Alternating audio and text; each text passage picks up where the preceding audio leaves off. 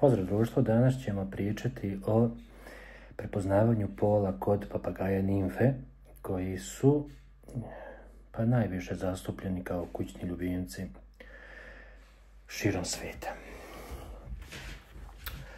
Ja ću vam reći neke 4 metode, od kojih su 2 100%, a 2, ako imate sreće, imate. Prva metoda je vizuelna razlika. To se odnosi samo na klasičnu sivu nimfu. Mužjaci posle mitarenja, znači posle 6 do 9 mjeseci starosti, dobijaju sjajno žuto lice i upadljivo narandžaste obraze, dok ženka ostaje sivo lice i imaju pruge i taškice ispod repa i krila. Ova metoda je metoda samo za klasične sive nimfe. Druga metoda je metoda ponašanja. Mužjaci su pravi zabavljači, uče da zvižde, oponašaju druge zvukove, čak i umeju da pevaju male, kratke note, serenade i tako. Ženke su tihe,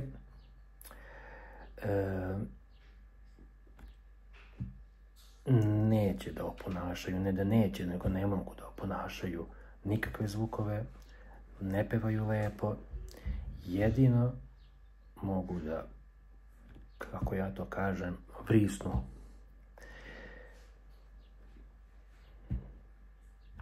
Ženke vrište, a mužjaci pevaju.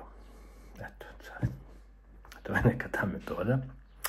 Treća metoda je metoda opipavanja. Ptica se uhvati u ruku, bezbedno, da nema nikakvih problema ni za vas, ni za pticu, i opipavaju se karlične kosti. Kaži prstom.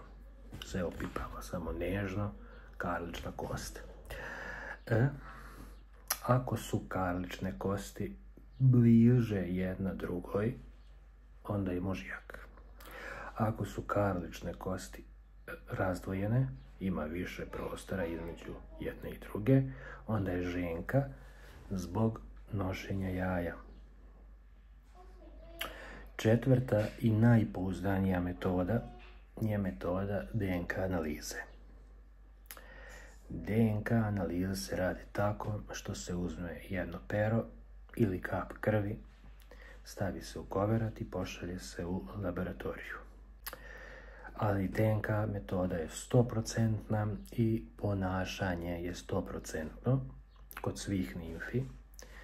Znači, mužjaci lepo pevaju, mužjaci oponašaju druge zvukove, mužjaci se zabavljaju, ženke ne. Ženke ponekad kao da vrisnu i to je to. To je isto 100% kod svih nimfi, dok vizuelni efekat, to je samo za klasične sive nimfe, i metoda opipavanja, to je znak, to je osjećaj, po osjećaju kako vi možete da osjetite to i da budete sigurni u svoj osjećaj. Hvala što ste bili sa mnom u ovom videu.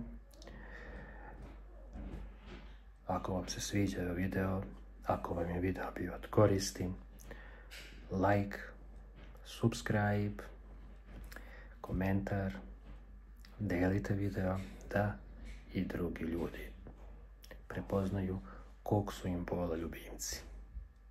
Pa, do sljedećeg videa. Ćao!